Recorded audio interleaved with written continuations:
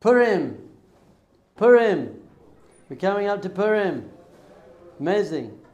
And people, especially secular people, who grew up with not full, deep understanding of the panemius, the inner workings, just see Purim as some kind of crazy fancy dress party. It's an amazing costume ball. And we'll all go and we'll go clubbing, basically. It's like, it's a kind of Halloween, and you go clubbing, and it's awesome, and that's fun. And that's clearly not what Purim is all about. In fact, that's exactly the klippah of Purim. We've been learning about klippah recently. Klippah means a shell, a covering. It's a covering up the essence of what Purim is, but not only is it covering up, it's exactly antithetical to it. It's exactly the opposite of what Purim is. Because very, very often in life, that which can be the most pure and holy can therefore also be the most impure and unholy. We see that in many areas. Physical relationships. Physicality between a husband and wife is meant to be the most pure and holy thing there can be, and therefore abusive sexuality is the most disgusting and misused, abusive, corruption. Food is meant to be a holy thing. We eat food on Shabbat, but food can just be stuffing yourself. Money as well. Money can be used to help people. Money can be used to abuse it. So really we have this thing in creation, these opposites in general. And we know that creation itself is an expression of duality, of opposites. Only once time and space were created, now we have opposites. You have long and short, and big and small, and up and down, and left and right, and front and back. Literally, that's the physical makeup of space itself. It's created opposites, and therefore we have inhale and exhale, and wax and wane, and ebb and tide, and light and dark, and male and female, and all of these things. The universe itself is made up of this flow. We have light and dark, we have good and evil. That's like a fundamental part of creation, are these flows of opposites. So we have tahora and tuma. We have purity and defilement.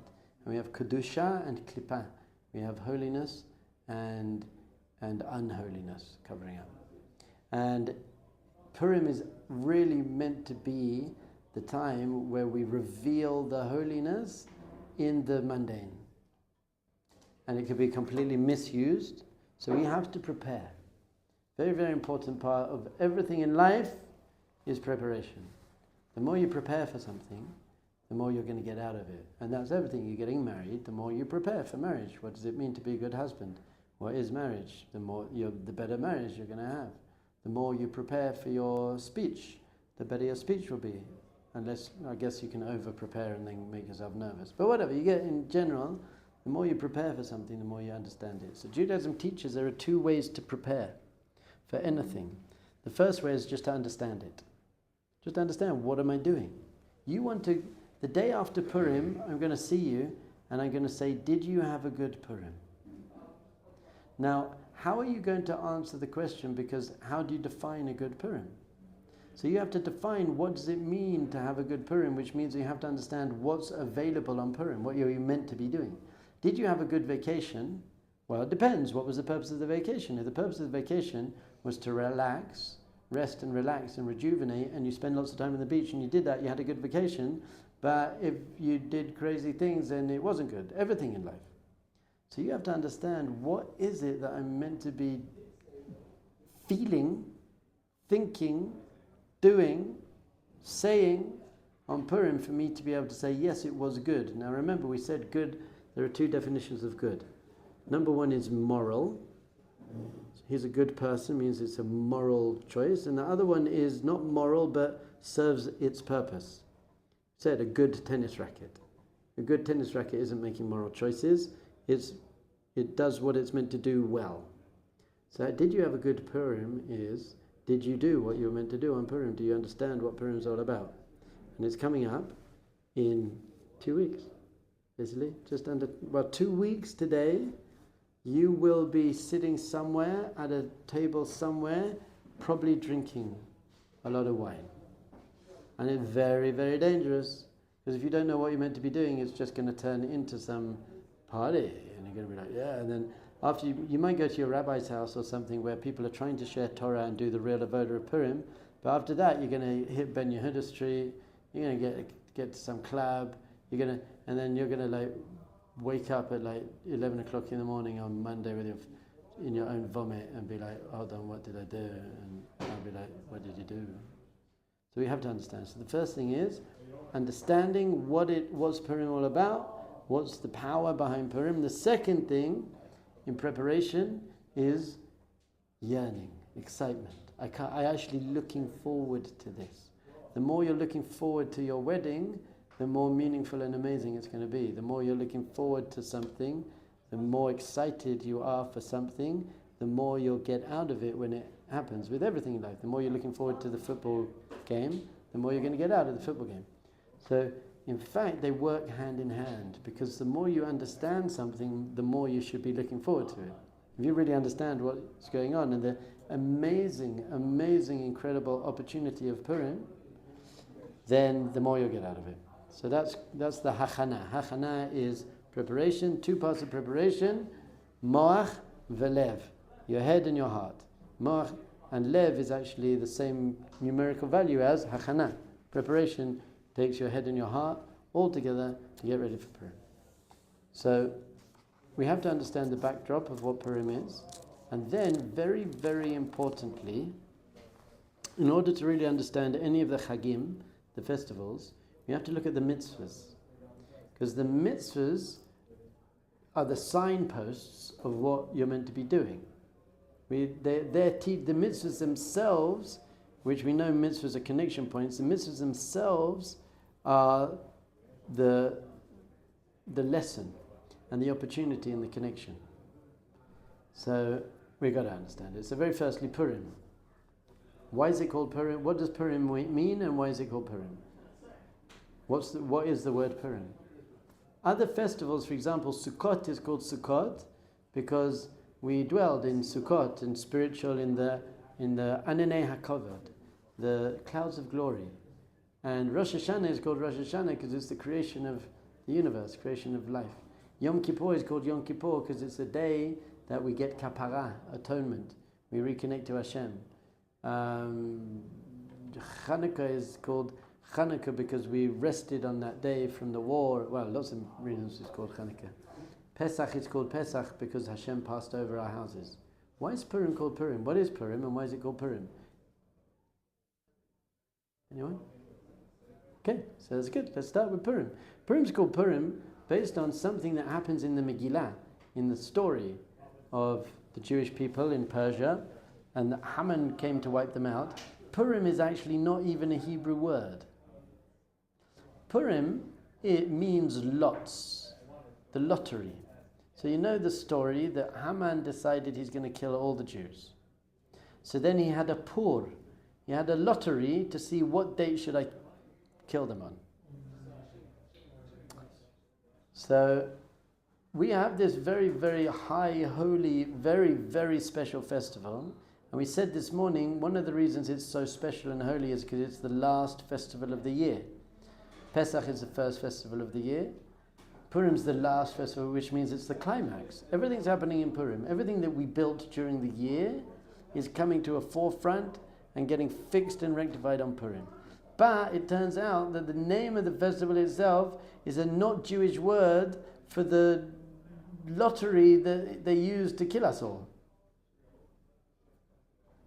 That's strange, no? We shouldn't call it Purim, we should call it, I don't know, Esther, or we should call it something. So here's your first idea. Haman, this evil man, came from a nation called Amalek. You all heard of Amalek?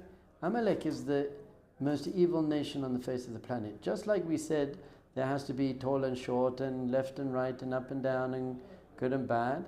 If we want to have a perfect nation, which Israel's meant to be a perfect nation, there has to be the opposite. There has to be a perfectly evil nation. And Amalek plays that role of the perfectly evil nation. And they came to wipe out the Jewish people. That's the purpose of Amalek. The purpose of Amalek is to, well, let's look. In the Parsha, it says, this week we're going to be reading the Parsha Zachor. Remember what Amalek did to you in the desert. And it says, Asher karcha baderech. So basically what happens is, the Jewish people leave Egypt. 10 plagues, signs and wonders and miracles, and then Egypt's the greatest nation on the face of the planet. We leave Egypt, the Egyptians chase us, then the sea splits, crazy, amazing miracles are happening, then all the Egyptians are drowned, everything, crazy stuff going on. So we're the nation now, and everyone around the world has heard about what happened to the Jewish people.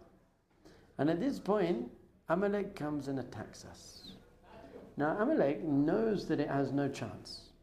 We just destroyed the whole of Egypt. Hashem destroyed the whole of Egypt and split the sea. Amalek's got no chance. But Amalek is this force of evil that says it's a suicide bomber, basically. That's what it's saying. I just want to hurt. I just want to harm. Even if I'm going to die through that, even if I'm not going to win, I'm here. It's the opposite of Kedusha. It's the opposite of holiness.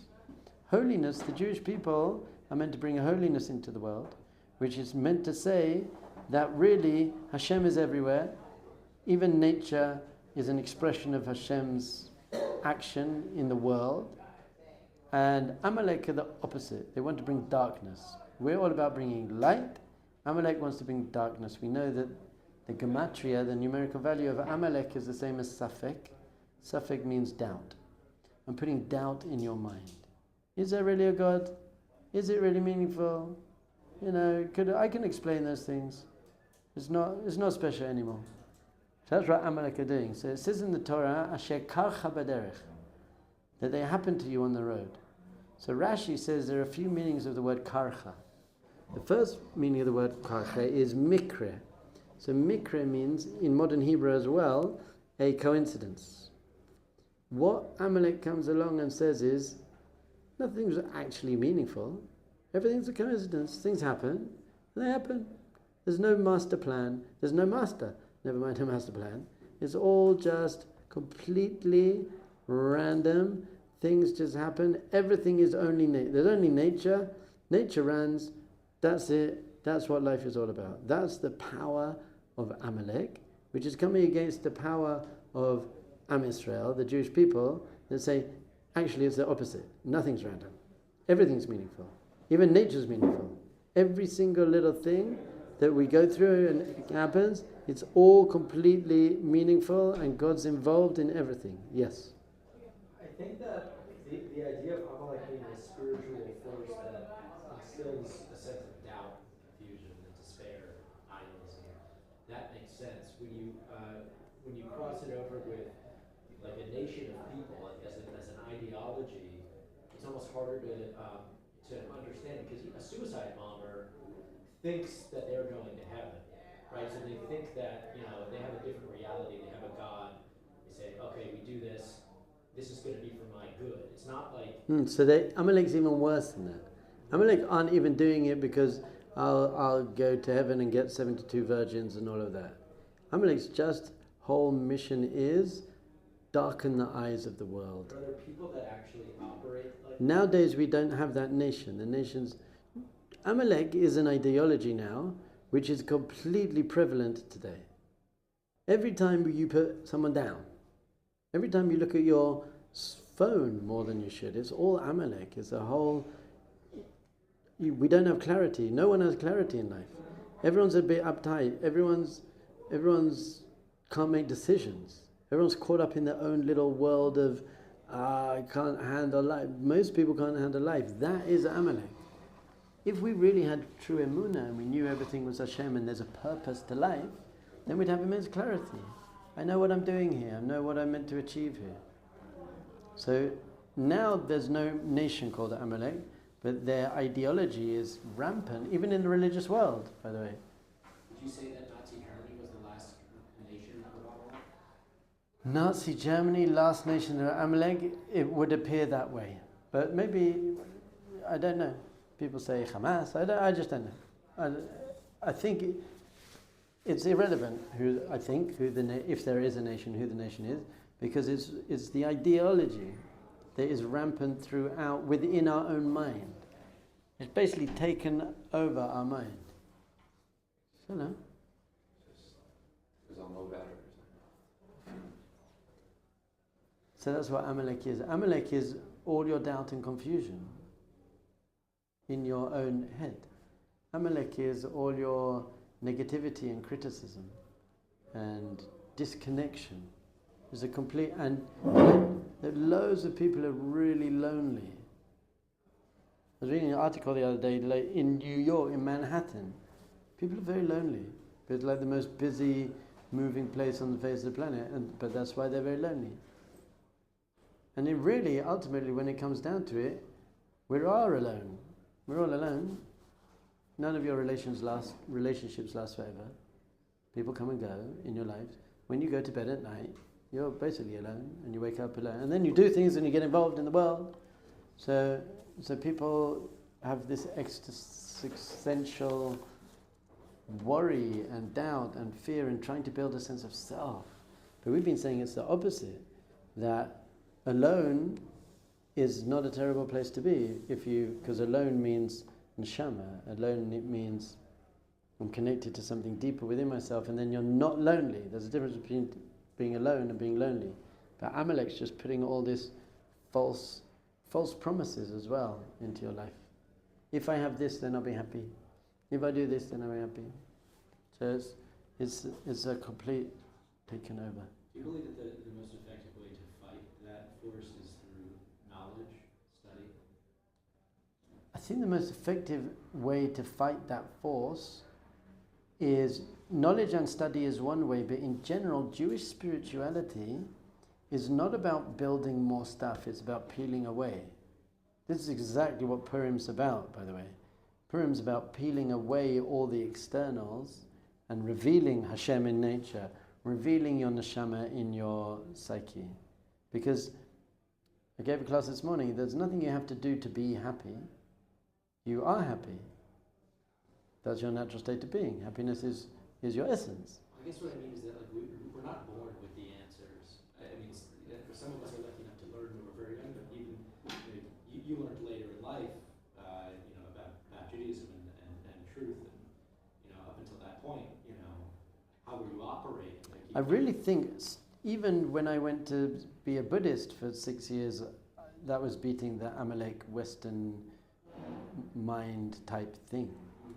So I think your general Buddhist monk who's chilled has also overcome that force that's overtaken their mind. Just basic calming your mind and just being peaceful and just being present and compassionate. So because of that experience, did you have less resistance when you encountered Judaism for the first time? Yeah, it was great.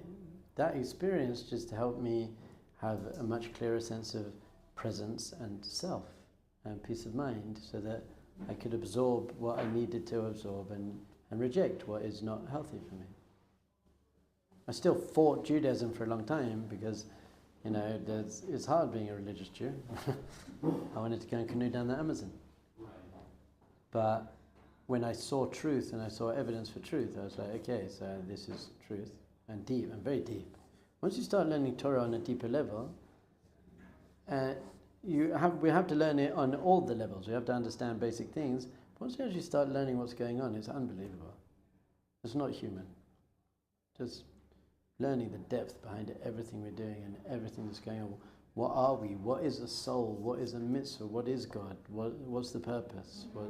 It very, very gives you immense clarity and therefore vitality in life. Were you frustrated that you didn't encounter it earlier in your life? No, because there's no point. Why do you think you didn't? Because Hashem wanted me to write a good book. I don't know. Well, Because Rabbi, I can relate to people. But I'm not. I don't tend to get frustrated about things that I can't change or control. It's just not. Frustrated was the wrong word. I think just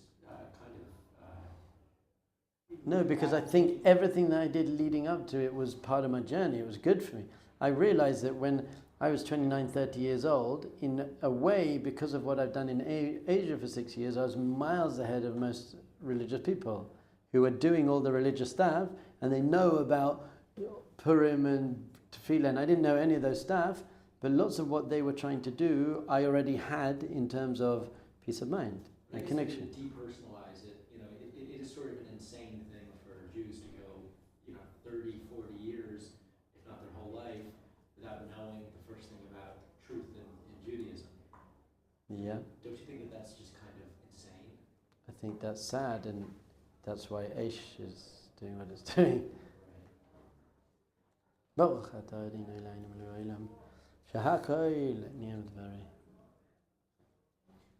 long did it take you from when you started studying Judaism to when you... Full commitment, probably about 1.5 years. To make a full commitment. Full commitment to the point where you're completely I'm on board, I am diving into everything? Took me 9 months. 9 months to put on tzitzit, for example.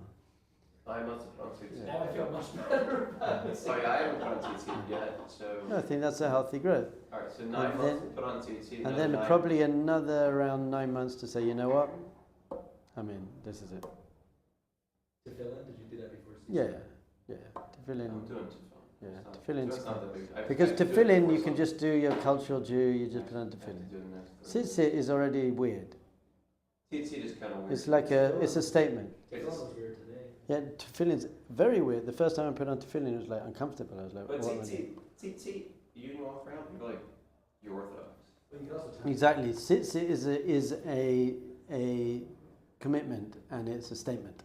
Even if you wear a kippah, it's not necessarily meaning Orthodox. Exactly. No, in Israel, it's just to people in. So as soon as you put on tzitzit, now you're saying, you know what, I identify as these people. Whereas you put on tefillin, you're not really identifying as an Orthodox Jew. Put on tzitzit, you are. But tzitzit is easier because you can just tag them in, and you're still wearing them, doing the mitzvah. Anyway, so this is the force of Amalek, and this is what Haman is, Amalek. The other meaning of karcha is to make you cold, to take away your passion, So to say everything's random, just get on with your life, do what you can. And there's no power, there's no passion, there's no focus, there's no vitality anymore. They just take all the energy. And we came out of Egypt on a great high. After the Egyptians got drowned, and we were like, we're marching here to the Holy Land. And Amalek came and was like, hold on, don't think you're so great. Basically, tried to cool us down. So this is the whole power and force that we're trying to overcome, but within nature. This is the whole purpose. Pesach is all miracles beyond nature. But what we're trying to do is reveal that nature itself is miraculous. So you could say, okay, nature's nature, but sometimes Hashem kind of steps in and overturns nature to save the Jewish people, and that's true and that's cute. But this is going deeper than that. That's saying, no, nature itself is an expression of God's infinite wisdom, photosynthesis and gravity and all of these things. That is an expression of Hashem, and nature isn't just, it's not like Hashem turned on a button and then left and say, okay, fine, it's just running on its own. We believe that godliness is infused within every cell of everything all the time, which is exactly the opposite of Amalek. Yes?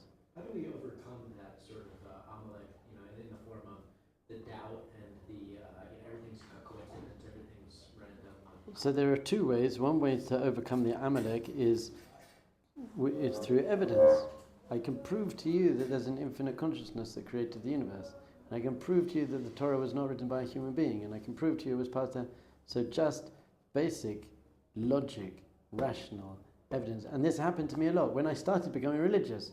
So I was davening mincha one day, and I suddenly stopped in the middle of the mincha, and I was like, what am I doing? This is so weird. I actually got brainwashed. This is crazy. I'm standing in some yeshiva, and then, so that was the voice in my head, which we'd now call Amalek. And I said to that voice, I hear that, but how do you explain the 7 wonders of Jewish history? Okay, no, that's actually very helpful. And the voice said to me, I can't. And then I was shaking a lulav and etrog, some leaves and a lemon. And I was shaking, I was like, hold on a second, this is weird. This is like some Japanese harvest festival.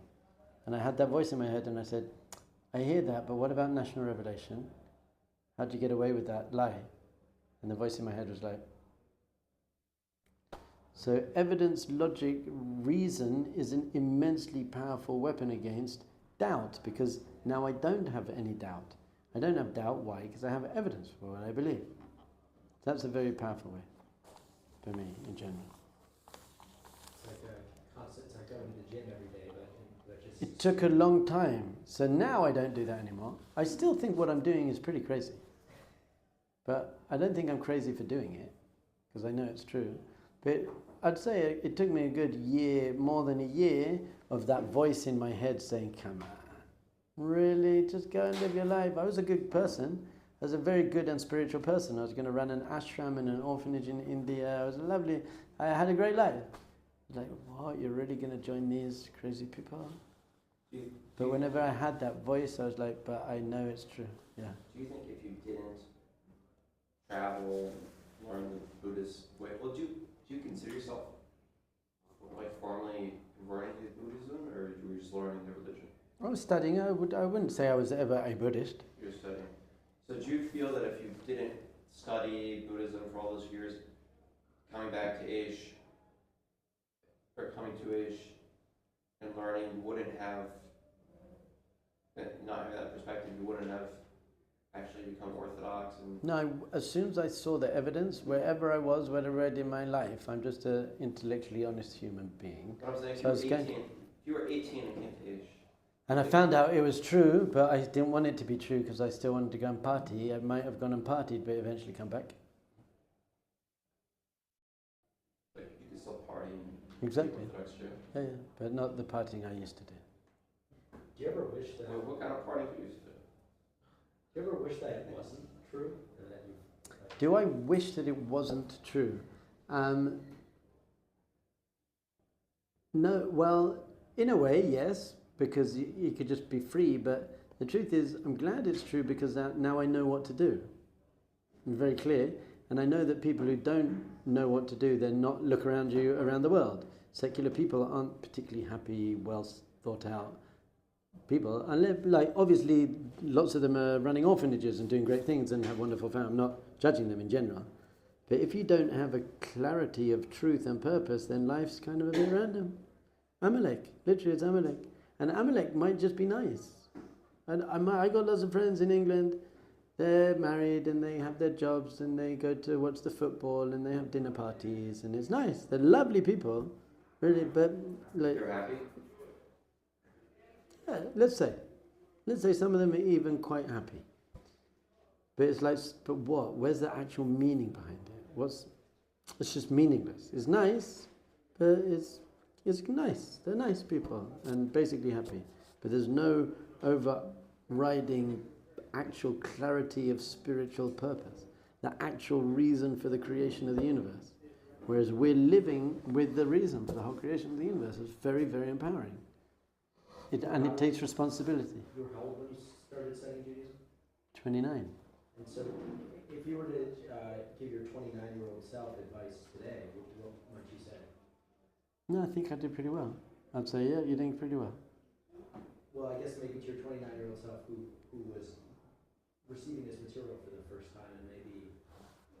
I'd say to him, carry on going. I don't know. I feel my 29-year-old self, because I did philosophy at university and because I travelled for so many years and I was happy and intelligent, I think my journey was very healthy. I did it in a very healthy way, slowly. And Did you go through the Aish discovery? yeah. And I argued for about 6 months, Googling this and that, and atheist friends, and what, how can it be true? And then eventually I was like... so it took you 6 months after discovery? I broke down discovery word by word. And I lost and won. I lost and won. I listened to the History of the Curious podcast. The which? History of the Curious? No. By Aubrey Hirsch. Okay. That's cool. Thanks for sharing that. There's a lot of good episodes that are like discovery type episodes about the Sinai.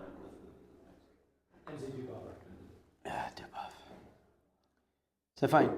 So we got to understand. It started even before that. There's a Gemara that says, Haman mina Torah minayin. Where do we find Haman in the Torah? And it says, where do we find Esther in the Torah? And where do we find Mordechai in the Torah? So the first thing to understand in this Gemara is we expect to find these people in the Torah. We expect the Torah to have all these ideas for the rest of time is hidden in the Torah. So it says, it's in the word Hamin Ha'etz. Did you eat from this tree? When Hashem says to Adam and Eve, hey, did you eat from that tree? Hamin Ha'etz is Haman. Haman is Hamin Ha'etz. Did you eat from this tree? And basically what happened was, Adam and Chava ate from the Das Eitz Das Tovara, the tree of the knowledge of good and evil, integrating good and evil. And we said before, that you would think that we should know the difference between good and evil, which we should do, but we shouldn't integrate evil. What they did was they had Das Ra. They started integrating evil, so it became part of their psyche. That was a big mistake. And therefore they got caught up in ego, and they got caught up in physical desire, and all of that whole stuff that we now have to peel away to reveal the pure neshama that lies underneath it. But what happens is, after they ate that, they then hid in the garden. That's a ridiculous thing to do. Like Hashem's everywhere. So they hid in the garden. This is another idea about Purim, where we get dressed up. It's a hide and seek thing, and Hashem is dressed up in nature, and we're dressing up in your whole ego, and your whole personality, and your whole persona. For most people, is just an act. It's just, this is how I want people to see me. So life, for most people, their life is an act. How they behave at work is different to how they behave at home, and who they want people to think they are. It's just all a complete act. Purim is just making fun of us, basically. It's making fun of you. You're always dressed up. Your persona in the world is just a character that you're playing, really. So they hid, and then Hashem says, I echo, hey, where are you guys? That's a very strange thing. You should ask a question immediately. What do you mean, where are you? Hashem knows exactly where they are. Hashem's everywhere. Hashem's part of Hashem's in their body. Hashem's everywhere. But what it's teaching us is, Hashem says, you guys get to set the relationship. So if you want to play a relationship where I can't see you and you can hide from me, okay, I'll play it then. I can't see you. Where are you? So that's where the whole deceit and cover-up really started. They're deceiving Hashem. It wasn't me. It was her fault. I'm hiding for you. So this is Haman as well. Haman is all about deceit and disconnection from Hashem. We're all about connecting to Hashem. So this is why, by the way, when we say you want to drink ad de lo yada, until you don't have das. So what does that mean? Until you go back to before the sin of the Eitz das tovara. Ad de lo yada means drink so much that you've now zoomed spiritually back to the Garden of Eden, which is a perfect spiritual space, before they ate from the tree, the Eitz das. Ad de lo yada, before we ate from the, and we basically had the downfall of human psyche, where ego came in, physical craving came in, hiding from God came in, separation from God came in. So what we have to do is exactly the opposite. What we're actually trying to do is to reveal that Hashem, you can't hide from Hashem, and that Hashem is everywhere, but very importantly, not like Pesach, we're not revealing Hashem in open miracles, it's even harder. We're saying Hashem's in nature, Hashem's hidden in nature. And it will stay like that. There's no miracle. You'll see in the Megillah, you read the Megillat Esther, there are no miracles. Nothing happens miraculously in it. The whole of Pesach is all about the miracles. Purim doesn't even mention Hashem's name in the Megillah. It's all hidden. So when it says Megillat Esther means revealing the hidden, what it actually means is you're not revealing God. You're just saying, I know God's there. God's hidden. I know you're there. I know you're there. I can't see you. I can't see you, but I know you're there. That's a very, very high level. Whereas If there are amazing miracles and I say, okay, I know you're there, God, that's not impressive. Of course I know God's there, I can see it. It's when I say, Hashem, I can't see you. You're hidden, but I still know you're there. That's a very high level. So that's what we're really doing in Purim. We're revealing the hidden, not by revealing God, but just by understanding that God is in there. And that means that all in the darkness in our life, and in the challenge, and in the pain, and everything that's going on, and all the Amalek, and everything going on, that Hashem's present. And even if we feel disconnected, completely at the lowest point, completely disconnected, Hashem's there still with us, always. You just have to reveal Hashem in every area of our life. Very high level. Okay, so next week we'll start talking about what is it you're meant to achieve on the day and do on the day, and the mitzvahs. You have 4 mitzvahs on Purim. We've got to understand what it's all about. Thank God.